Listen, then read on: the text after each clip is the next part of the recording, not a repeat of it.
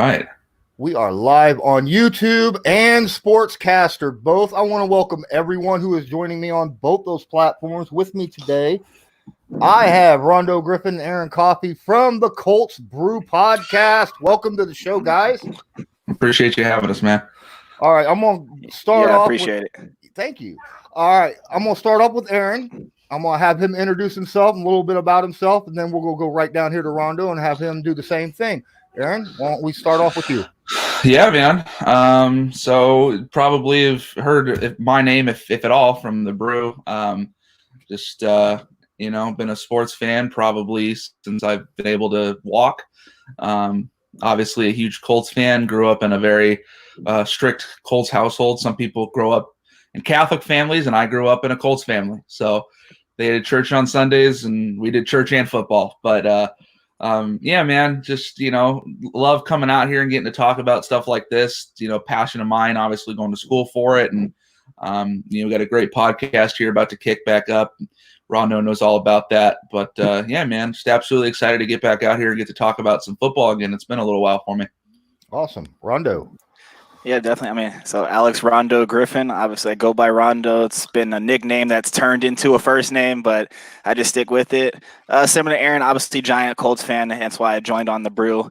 Grew up in the Bay Area, though, so I guess a little weird not being a Raiders or a Niners fan.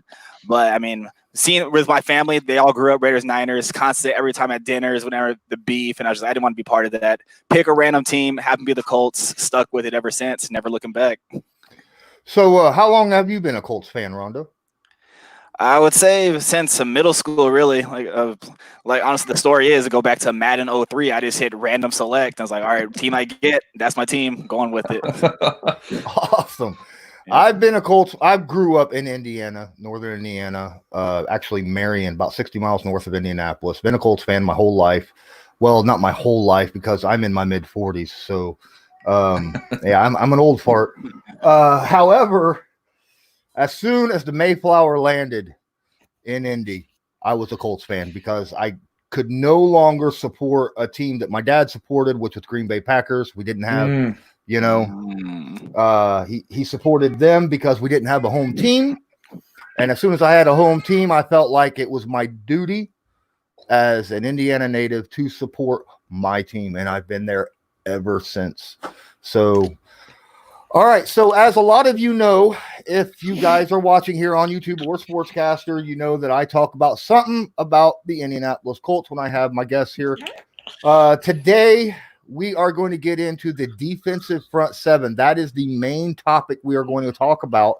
And really, to start off the year, the Indianapolis Colts went out and got maybe the second best interior lineman in the NFL. And I want to hear both of your guys' thoughts about the Colts acquiring Deforest Buckner, not only trading the first round pick for him, but then the contract extension afterwards, whether you feel that was a very good move or not such a good move by Chris Ballard. Let's go Rondo this time first.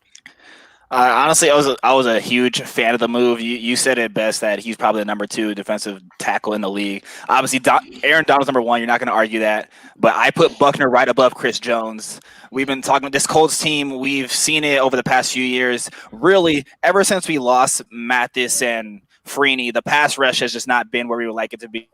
We've talked about the problems with the secondary, but your secondary can only cover so much. You need to get that pressure on the quarterback. When you enter in a DeForest Buckner, combined with what we already have, you're looking at just getting immediate pressure. And even then, just go back and rewatch the Super Bowl. Yeah, the Niners lost, but look at the one guy getting in the backfield to start the Patrick Mahomes. It's number 99. And so getting that big threat, putting him right in the middle of our D-line is just going to be tremendous. And he's a young guy, too, so the extension was necessary. Absolutely. Yeah, I have to agree. I was obviously in full support of this. Anytime, and this was something that I think really shocked me, is, Chris Ballard loves his draft capital. And that if he's trading out for a guy and using a first round pick, and at 13 no less, which isn't, top 10, but it's still a super valuable pick. That the return you're going to get for that has to be well worth it, at least for him. And he thought it was. They had the cap space to make the deal. They had the capital to make the deal. A lot of people were sad we didn't have a first-round pick, but you got to look at it as Deforest Buckner is that first-round pick. He's still incredibly young. I mean, he's incredible against the run, incredible against the pass. One of the things that the 49ers were best at was stopping the run. They stopped the run well. They controlled the trenches. And, I think with this defense already trending towards young and fast, and then you have a couple of veterans mixed in, like Justin Houston, guys who can really point these younger fellas in the right direction. The sky is still the limit for Buckner. I think we've seen some really dominant things from him, but I would not be surprised to see him take it to another level. When you look at some of the other names on this team, it's not just going to be the DeForest Buckner show. It's not going to be him getting doubled all the time. There's a lot of people there to take the attention off of him. And I think, in this system, just how young and fast and hungry he is, I think this is going to be one of those moves that when we're talking about Chris Ballard 20 years from now, we're going to look back and say this was top 5 Ballard move. Yeah, I'll have to agree. When you were sitting there talking about one of the top players in the NFL that were double teamed, he was 6th most during his career as being double teamed on that line. And because of that opened up so much more for those other guys on that defensive front seven for San Francisco. It allowed those other guys to make their impacts in the backfield so much that you've heard so much about San Francisco's defense. And now that he's bringing that kind of quality to the defensive front seven of the Indianapolis Colts, he's going to free up guys like, as you said, Justin Houston, Kemoko Turay, even some of the other guys that a lot of people don't even realize the Indianapolis that, like Grover Stewart. Grover Stewart is a true nose tackle. And a lot of people say that they think that Denico Autry is going to take that nose tackle position. But quite frankly, when it comes to rundowns, your first down, Grover Stewart's going to be there. And he's the one that's always double teamed. Now, who are you going to end up doubling? Are you going to double that 350-pound nose tackle, or are you going to double DeForest Buckner? And when you do get those guys, those outside guys like Justin Houston, Ben Banogu, Qaeda Muhammad, Kamoko Toure, they're going to be one-on-one.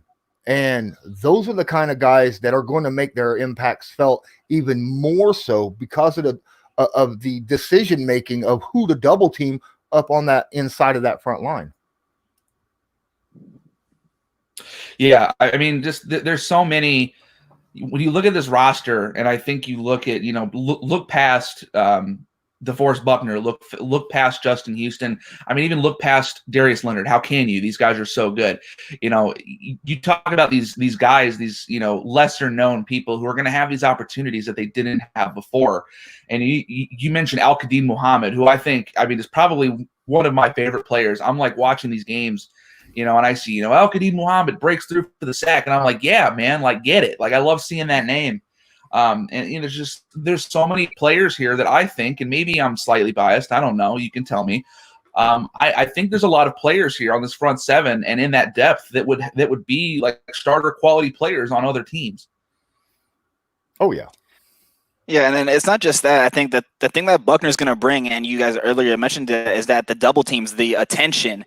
It really, the defensive tackle position, again, other than mentioning Aaron Donald, Chris Jones, and even Buckner, they don't really rack up the stat sheet. Most of their job is just to take up space and allow other guys to get pressure. But when you're talking about DeForest Buckner, he not only takes up attention, he also gets in the backfield. But like you said, all the names you guys mentioned, they're going to essentially blow up this season because so much attention is going to be focused in the middle. Like you said, they're going to be left one-on-one. We've seen what we can do already in these past couple of seasons when our passers hasn't necessarily been in the elite class. When you enter in, obviously, a top talent like a Buckner, again, his stats might decrease, but the rest of the team is going to flourish just because of that. And not to mention the fact that we run a cover 2 system that really only works if your pass rush is getting pressure on the quarterback. Because as I said before, you can only cover for so long. Oh, I love the fact that you brought up the cover 2. Because that's a easy lead into something that I was getting ready to talk about. Anyhow, in a cover 2, Matt Eberflus does not really like to send blitzes. He had to last year and the year before due to the fact that his front 4 was not getting the pressure that he really wanted. So he was sending, nickel with Kenny Moore. He was sending them with Darius Leonard. He was sending safety blitzes with Kari Willis. Different kind of things, different looks, different types of blitzes, kind of hiding them a little bit. With the front four they have now, it'll be much easier for this zone defense to leave those 7 guys back and clog all those holes in the pass defense. So not only does it help with the actual pressure up front of having Buckner on the field, but just his own presence to allow the front four to do their job will allow the rest of the team to actually effectively clog holes and make pass defense a lot easier on the defensive backs and linebackers, such as obviously Bobby Okereke and Darius Leonard and Anothony Walker. Yeah, I mean, you absolutely said it best, man. I mean, when you take care of business up front, you know what they say, take care of business in the trenches first, win the trenches. You win the trenches, everything else kind of falls into place. There's a lot of young talent everywhere. You know, the Colts obviously bolstered their secondary. They bolstered their front 7. And, you know, I think I heard it from was it Matt Taylor, I think, that they're in a win now mode. You know, they bring in these guys on offense. They're ready to go. You know, they bring in all these rookies who are ready to contribute now. And so, you know, when you look at the responsibility of the front 7, obviously you want to make your pass coverage a little bit easier on these younger guys, allow them to develop, you know, not be burned in coverage every play. And when you look at some of the arm talent that's playing in the NFL nowadays, especially in the Kansas City Chiefs, who I think we played incredible against last year, had a couple of big plays go by, but ultimately that's what you have to do if you're going to stop these offenses that are just passing all over the place. You know, the Ravens, the Chiefs, I mean, even the 49ers had an incredible rushing game. So, you know, it's on both levels, and you have to be able to take care of business up front, both in the air, both on the ground. And I think when you look at these guys and, you know, their ability to disrupt the run and then get into the backfield and then obviously making things easier for your secondary, I think we're going to see a lot of games the Colts play this year where we're seeing fewer and fewer big plays happening. I think we're going to get better at keeping the play in front of us. And I think that ultimately, you know, you're not going to see our defense getting gassed in the third quarter and then just get run on the entire time. So, you know, it starts from the bottom and then everything from that point on is affected. So you take care of business up front and everything else kind of falls into place. Rondo? I'm back, I think. I see you. We hear you. Okay. Yeah, I got you. I got you on my end. All right. Yeah, I don't know what happened there. All right. So you talked about some of these teams that we play. Guys like, or teams like, well, we're playing. We don't play Mahomes this year, but obviously we play Watson twice this season. We're playing the NFL MVP this year as well, Baltimore Jackson. That's a terrifying one. That is a very terrifying one. However, I think the Indianapolis Colts front 7 is built to play against guys like him. The Colts were built their front 7 very similar for Watson. Contain him, keep him inside the pocket, and don't allow him to get out. Now that we got an extra guy like Deforest Buckner up the middle, you can clog the middle, get pressure up the middle, and and keep contained on the outside. Then you have your linebackers like Okereke, Walker, and Leonard to be able to just swarm in and grab him. Also, you have those hybrid linebackers like Okereke, like Darius Leonard, who could be used as a spy against Jackson.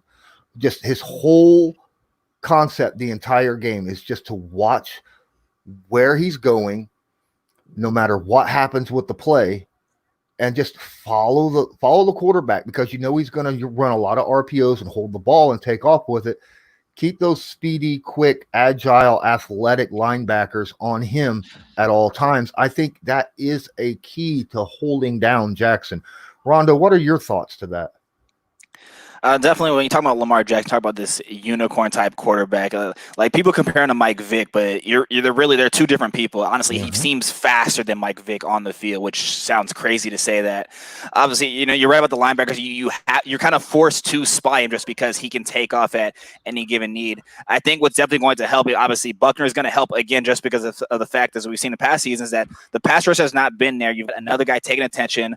Lamar Jackson just lost Marshall Yanda, who's probably one of the better guards in the league. So that's going to definitely factor into that. Obviously, you mentioned Watson earlier.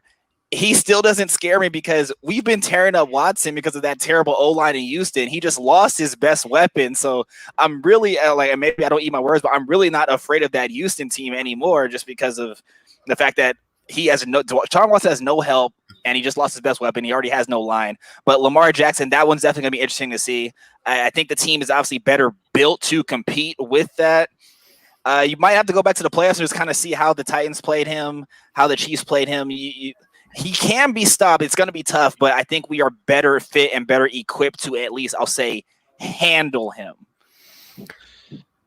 Go ahead, Aaron.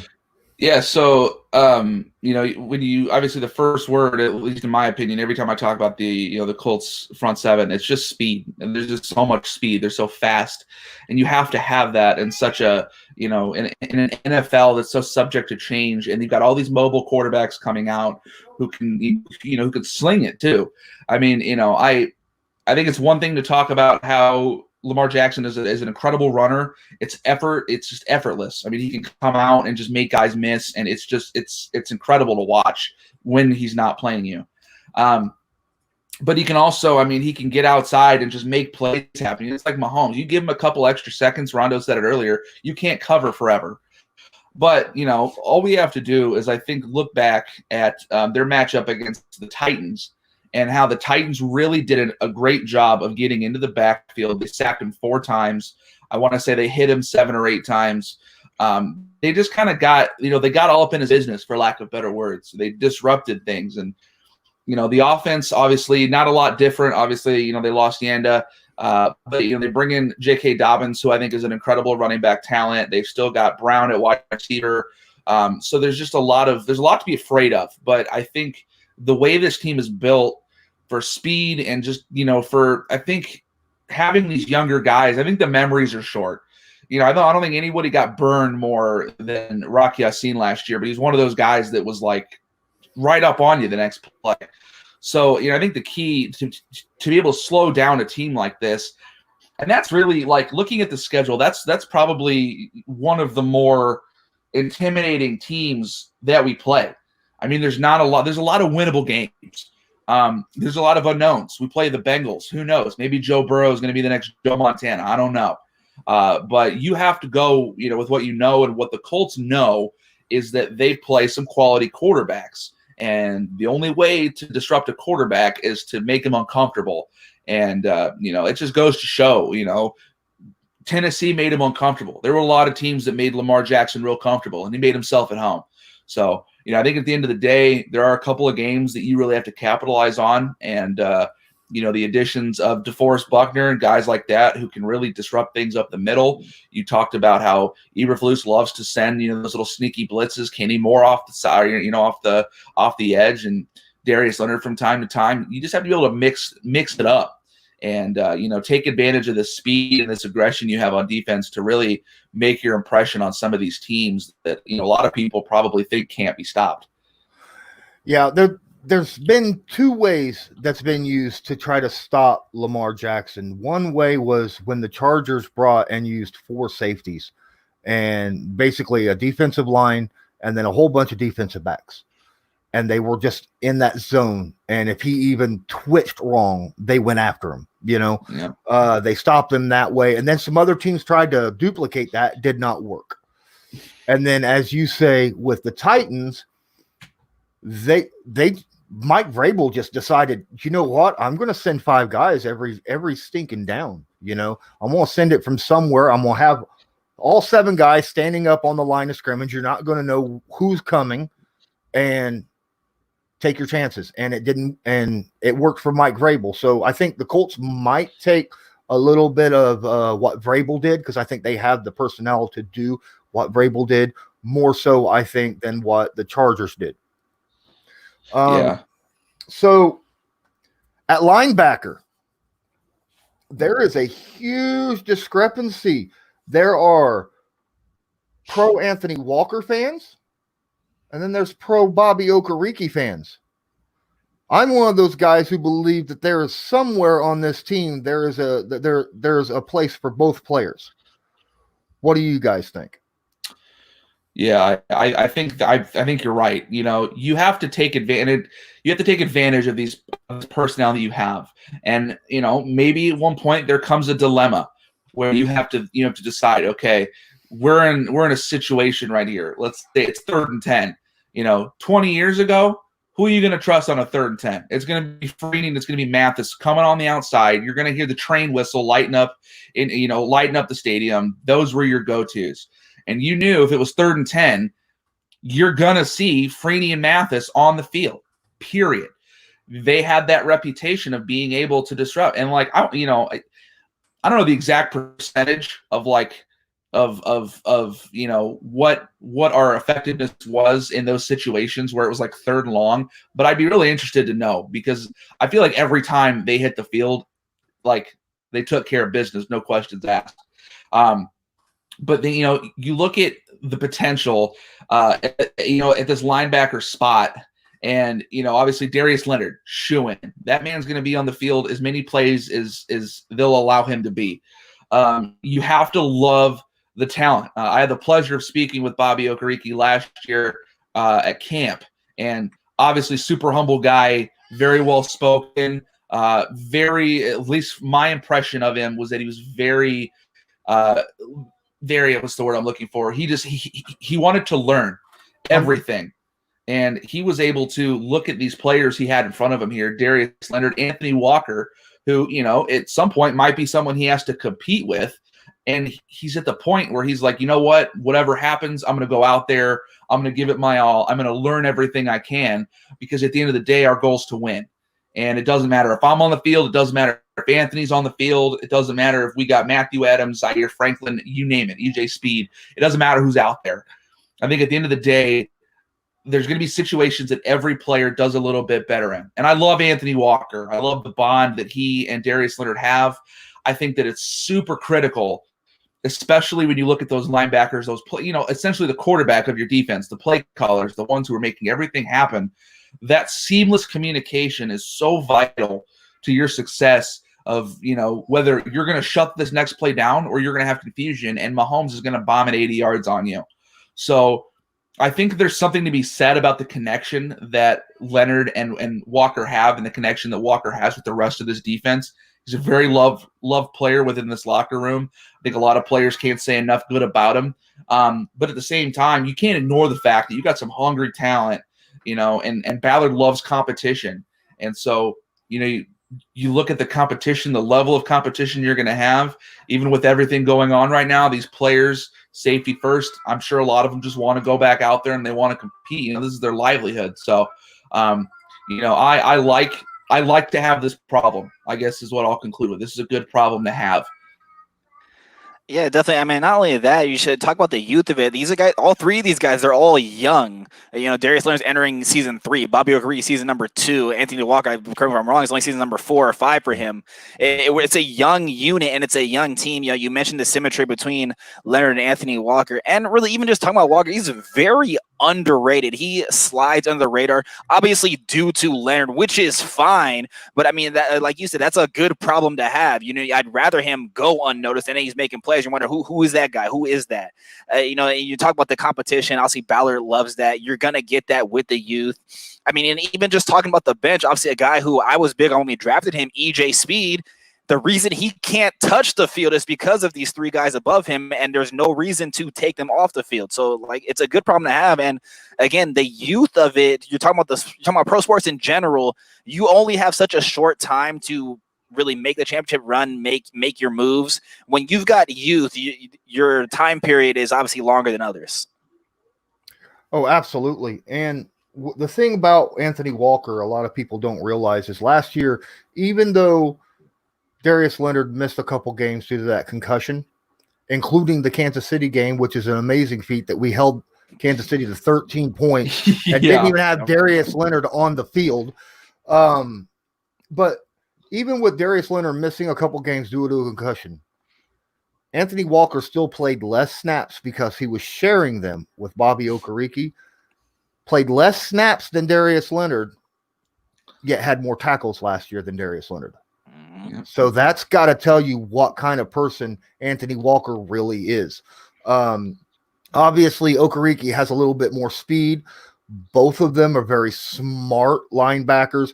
I haven't quite seen what Okereke can do when it comes to lining the defense up, as you say, like, being the quarterback of the defense. But we have noticed the years, 2 years ago, when Anothony Walker was missed, and you could see the big difference on the field on how that defense played as compared to when he's there and when he's not. It's a huge disparity. All right, so you talked about a couple Zaire Franklin, Matthew Adams, special teamers. That's basically what we're talking about. And when you can't get on the field as a starter or a regular person to come in and flip with the starters to give them breathers, you've got to be a very good special teamer. What are your thoughts, Rondo, on special teams that is brought from the guys of that front seven, those really fast, good guys, either on your defensive ends or your linebackers that produce on special teams? Well, I mean, it's definitely a thing that Aaron said earlier, and you mentioned it yourself. If you can't get on the field for regular defensive snaps, you've got to produce somewhere else, or you're going to get cut. You're going to be on the street. It's the only way. You're talking about these guys. This is their livelihood. They're doing this for a living. It's not just a hobby. They're obviously working to get a paycheck. They obviously now naturally all of them want to start. They all want to be on the field, but you've got to find a way to have a reason for the coaching staff to keep you on the roster. It's going to come down to special teams. If the people in front of you, there's no reason to sit them on the bench. Definitely for us, special teams this past season, I don't know about you guys, in terms of all aspects, the return game, the punting game, there's even the blocking game, I wasn't just really a fan. We felt all over the place. Obviously everyone loved the fact that Nyheim Hines ran two kicks back against the Panthers, but it's been very inconsistent, and I don't think you can point to just one person. I think it's a unit thing. But again, as I've just said earlier, if you're gonna find this place to stick on this team and you can't get on your regular snaps, whether it's offensive or defensively, you've got to make plays on special teams because it's the only reason they're going to keep you on the roster. Yeah, I think the bottom line for special teams is you have to be able to get to the ball carrier, and you got to be able to make the tackle. Really, I think there's an advantage here. Obviously, when you have so much young talents and you're bringing in these linebackers who obviously have some things to tweak, they have some things to clean up, but for one thing, they're fast and they're just tenacious tacklers. You look back, it's some of these linebackers we've had, in the past, some of these no-name guys like Jarrell Freeman, way back when he came in, kind of that no-name guy out of the Canadian Football League. Well, who's this? You have to make your start somewhere, and if it's going to be on the kickoff or the return team, I think that's where it's got to be.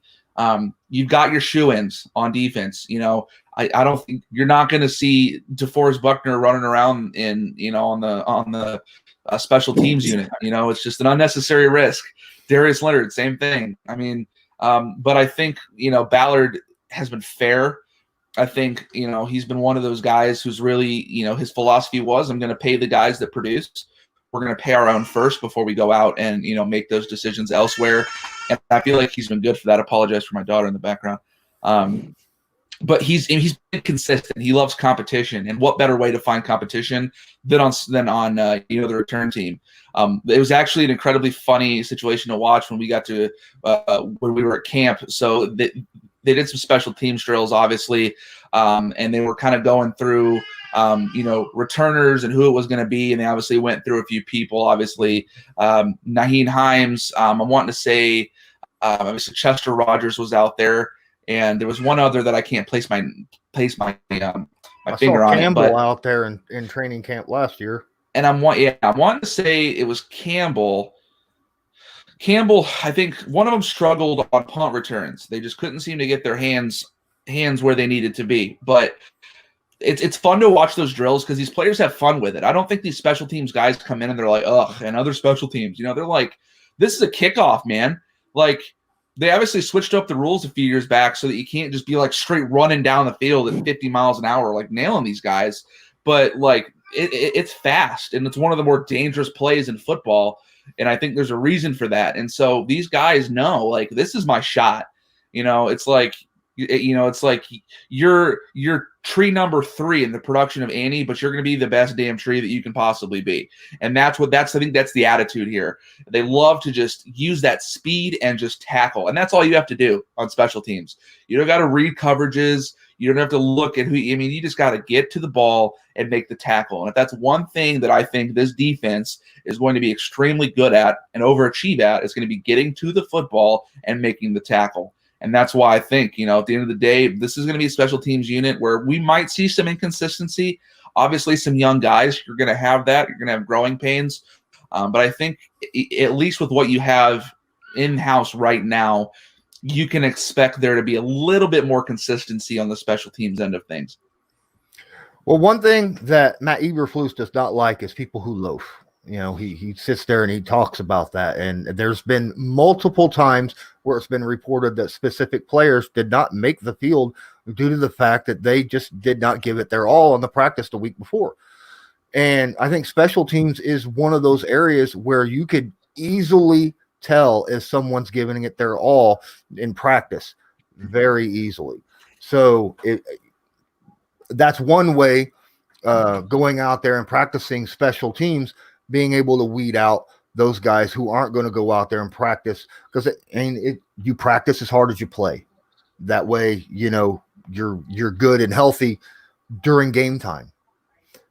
All right, so let's talk about a little. We've been here for a little bit, a little over 30 minutes or so. Yeah, about 35-ish. Let's talk about what we expect individual wise out of some of these guys. Let's talk about Justin Houston. The man had 10 and a half sacks last year. Was really good against the run, actually. Sitting over there on defensive end. Rondo, what are your expectations of the old man out there on the end? Honestly, I expect more of the same from last season. I had said it when we originally signed him. It was just automatically day one. It's a great move because he's moving from outside linebacker to his natural defensive end position.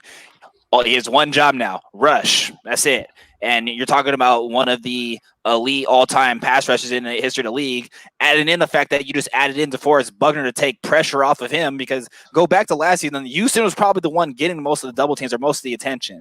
Now you've got a bigger, younger guy in the middle you got to worry about. He's going to face more one-on-ones. He's probably going to foam at the mouth at this.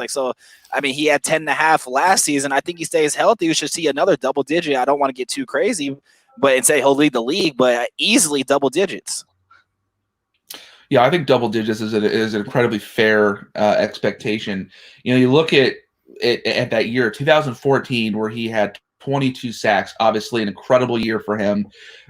His second highest sack total for his individual performance was 11 sacks the year prior, and obviously 10 and a half last year. So we're still seeing, you think 2011, he had 5.5. 2012, he had 10. 2013, he had 11.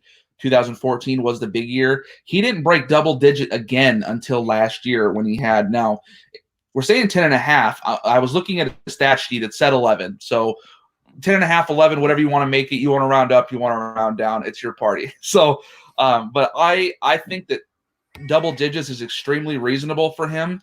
You mentioned how, we were able to do some really impressive things against Kansas City without Darius Leonard. One of the names that comes to mind was Justin Houston. He was obviously pivotal in that final was at fourth and short situation where Kansas City's like, okay, we got to do this. This is our shot here. If we're going to have any chance, this has got to be it. And Houston was in the backfield quicker than you could even say the word sack. You look at how much experience this guy has. And when he came in last year, I think we heard it from a few different people, a few different places. Does he have it in the tank? Is he still the same? Is he still the same guy that he was when he was in Kansas City? The guy that, really I think the Colts had issues with every time that we've played him, in our time over the last, last decade or so. But I like what this guy still has. And I don't think that when you're talking about the speed and tenacity of this defense, I don't think you have to leave Justin Houston out of it. I mean, I think he's running out there with these young guys. And, usually that's the opposite. You're like, these young bucks running with these, they're running with the big dogs out there. Justin Houston is obviously one of a kind, and he's running with these younger guys. And that's not something you see, out of a lot of these, linebackers and edge rushers as they get to that point in their career. You see a lot of slowing down. Now, I don't know what's going to happen this year. He could come out and show incredible signs of wear and tear and age, and Father Time finally caught up with him. But I think when you have all this talent and, you can have a conversation about the Colts front seven, and you can list a few names before you even remember, oh, hey, we have Justin Houston too. So that's going to work well for him. And I think when you've got all this attention on Deforest Buckner, Kamoko Toure is going to make some noise.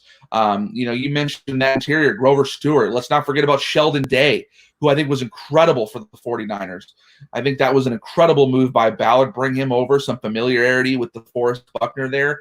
I think Justin Houston is going to eat.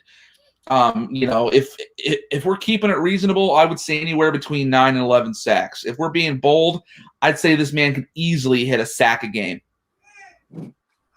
Okay. Well, one thing about Houston, day one of training camp last year, I remember after a practice was done, after all the other players left the field, after all the signings, I'm sitting there watching. Everyone's pretty much left the field, and there's Houston on the sled all the way at the end of the field, just sitting there hitting it over and over. I've even got video of it somewhere on Twitter. I was like, man, this guy does not stop. This is a good thing that Ballard's done to bring someone like this in to show all the young guys how to actually go about your daily business. Let's talk about the other end. You mentioned him, Kemoko Turay. He has had injury problems the last couple years. Both years before his injuries, he's shown a lot of promise, especially last season when he finally left out during the Kansas City game, which, by the way, before his injury, he was actually doing a lot in that game as well, along with Houston on the opposite side. And I think after watching the film between Houston and, all the guys on the defensive line, I think Kamoko Toure through the first 5 weeks was the most held player in the NFL. I've seen more offensive linemen grabbing his jerseys on the outside, or running backs just reaching up and literally bear hugging him and falling to the ground with him, because they could not do anything with him. He was just so slippery, so quick. If he can stay healthy, being on the opposite end, this could easily be the best bookend we've had since Freeney Mathis back in the Dungy days. What do you think, Aaron? Yeah, I mean, it all starts, from just how dominant, some of these guys are, and it opens up things for these younger players. Now, obviously, his ability to stay healthy is a big if. Mm-hmm. He did some really good things in his first year, 5.5 sacks, which, I mean, obviously, you got these rookies coming in here. You can only expect so much.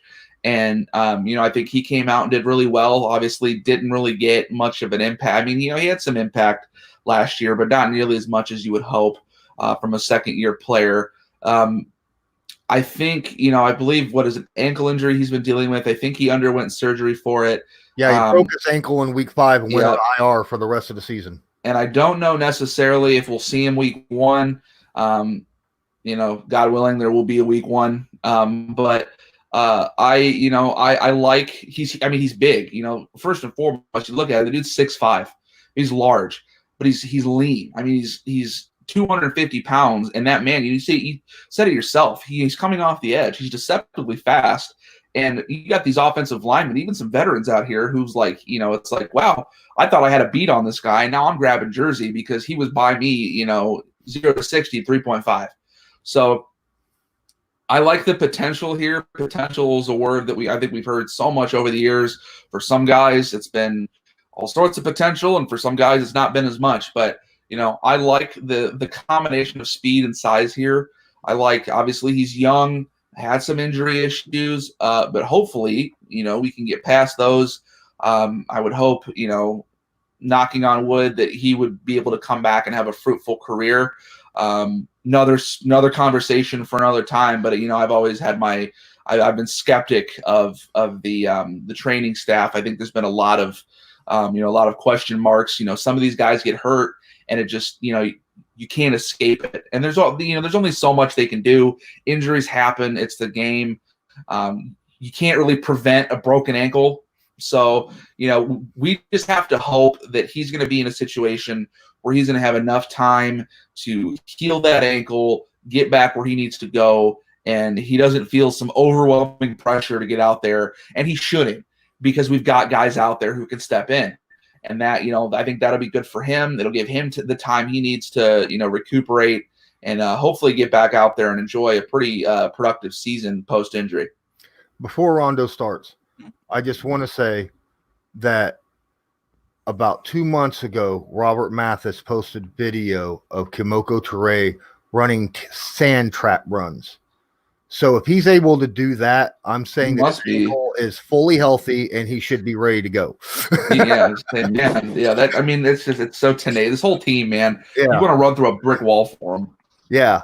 Go ahead, Rondo. Sorry for interrupting you there. No, you're good. I'm actually glad you referenced that, because I was going to jump to that. Even then, just talking about the guy who posted a video, Robert Mathis, that's a guy who Kamoko Toure, day one, literally went right underneath his wing. You can see loads of tweets and videos. He's learning. He went straight to the best to learn from the best. And, you look at his on-field production, you see a little Mathis in him. If I'm going to quote Tommy, who's a host on our show, as he says, Kamoko Toure is a dog. And he is learning directly straight from Robert Mathis, who, as he referenced, you talk about Freeney was more of a finesse guy. Robert Mathis was the powerhouse. You're getting that same thing with Toure. You mentioned him being 6'5", and just talking about his strength. And I'm not sure if it's even still on Twitter, but there's a video that I think Colts Twitter posted it where he accidentally puts a hole in a wall. And you can watch him. He barely touches the wall and puts this giant hole in it. So the guy's got ultra strength. And when you're getting tutelage from one of the better pass rushers in NFL history, get from day one, obviously you've got Justin Houston on your team who you can talk to just and have no guys. So you've got two of the best pass rushers of all time able to give you new advice coming into the league. And you're a young guy, you're hungry, you've got strength, you want to get there. You mentioned the 5.5 sacks his rookie year. This past season only played 5 games. I would correct me if I'm wrong, I think he only had 2 sacks, but the pressure's there. You mentioned them holding him. That's got to be the ultimate sign of respect, where it's just like, okay, you're not getting to my quarterback. I'll take the 10 yards. You're just not getting to my quarterback. So this, obviously it's cliche, but the sky's gonna be the limit for this guy when you talk about who else is on this D line. Oh, absolutely. So let's talk about Defo again. We've already talked about how we both like the trade. We like the contract. Obviously, he's 26, so by the time that he's done, he'll be still pretty well in his prime. He'll be about Houston's age at the end of his contract. So, depending upon how he's running. And defensive tackles are a little bit different than defensive ends and outside linebackers, where they can play a little bit longer because it's not as much on speed as it is on power and just size. What are we expecting, Rondo, from stat-wise? Do you think he's going to get very many sacks, being that he's going to be double-teamed a lot, or tackles like that, like stuffs behind the line of scrimmage, things like that? Or do you think it's just going to be more of he's going to eat a lot of blocks and then possibly get back for a lot of disruptions in the backfield? I don't think you're going to see a lot of sacks from him, but I think you will see quite a few tackles for loss, definitely tackles, because his forte really is stopping the run. It's like, can he get to the quarterback? Absolutely. But, you go back to his time in the Niners, he was huge against the run. So as for sacks, maybe 2 or 3, but I think the number to look for is going to be tackles for loss and really just tackles in general, because he's going to be a huge in terms of like stopping the run game and dealing with the running backs we've got to deal with. Also, we've got to play Derrick Henry twice a year. Just having him day one is just going to make life a whole lot easier when dealing with Tennessee.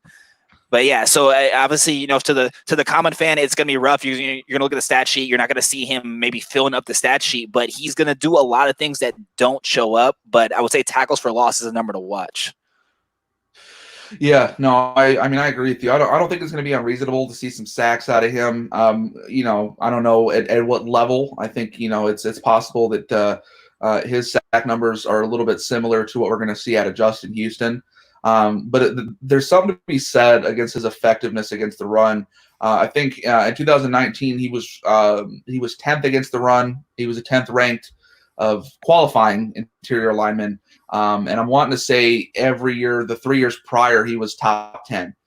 So and really his effectiveness against the run alone, I think, makes him a really quality defensive tackle. But then you add in the fact that, he can pass rush too. You look, there's a few DTs where you're like, these guys are going to get numbers. Obviously Aaron Donald, incredible. Chris Jones, incredible. Some of these guys where they're just anomalies as interior linemen, because these aren't the guys that you're thinking are going to break through and get these sacks. But, a lot of the times when you look at these, edge rushers and some of the talent at tackle they're going up against, especially, nowadays, these left and right tackles are just getting better and better. They're more athletic. They're faster. They're stronger. So you have to really rely on your bigger, beefier, stronger guys up the middle to just wreak havoc. So I think expectations for him, I think it's hard to say, at least from my standpoint, whether it's going to be something where it's going to be more geared towards the run and stuffs, which I think we're going to see plenty of, or whether it's going to be more geared towards the pass, which I also think we're going to see plenty of. But I think one of the more important things that a lot of people don't always, think about, it's always about the sacks and how many tackles for loss. I think it's going to be about pressures. And, when you're forcing these quarterbacks to make quick decisions, I don't care who it is. I don't care if it's Mahomes. Mahomes is human. He's going to make fewer mistakes than, Nick Foles would. But we've also seen what Nick Foles can do against us when he has time. And so, I think it's going to be vital, and I think that's going to be a number that you want to keep an eye on, especially, week after week, is just look at how many pressures this guy is getting. Look at how many quarterback hits. It doesn't even have to be sacks. I think his sacks are going to be, I would say, double digits. That's just my, my expectation for him. But, I think at the end of the day, his presence is going to be felt less on the stat sheet itself and just more in how these offensive lines and these quarterbacks just fear him. Yeah, one thing that I did notice about Deforest Buckner that I think is going to fit very well in with the defensive line is Matt Eberflus loves using stunts, where you got your two defensive linemen switching right at the snap, right? And Deforest is so good at side-to-side movement, which is going to be such a huge benefit for these types of stunt moves. So I think this is going to be a big help. Sack-wise, I could see him somewhere between 5 and 7 maybe. But like you guys say, it's the fact that he can get behind the line and just create disruption, get some stuffs or something of that nature, or even pressures on the quarterback, make him throw the football faster than what he wants to. That just makes a huge deal. If he can just get up inside and force the quarterback to try to run back or towards your defensive end so that they can make the play, that right there is a huge plus as well. Something that's going to come into effect against guys like Watson and obviously Jackson as well. All right. Well, I think we talked about is there anything else you guys want to specifically talk about on the front seven there, Aaron or Rondo? Man, I mean, we've just been harping on it, man. The speed and the and the hungriness.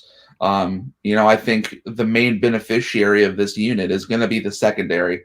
Got a lot of young guys in the secondary: Kari Willis, Rocky Austin. Just some guys. Xavier Rhodes, who's looking to come back in and make himself, a household name again, looking to get back to that All-Pro form. If I'm those guys, then I'm hungry, man. You got this front seven who's geared up, ready to go. I think is going to wreak havoc for some of these offensive lines and offenses.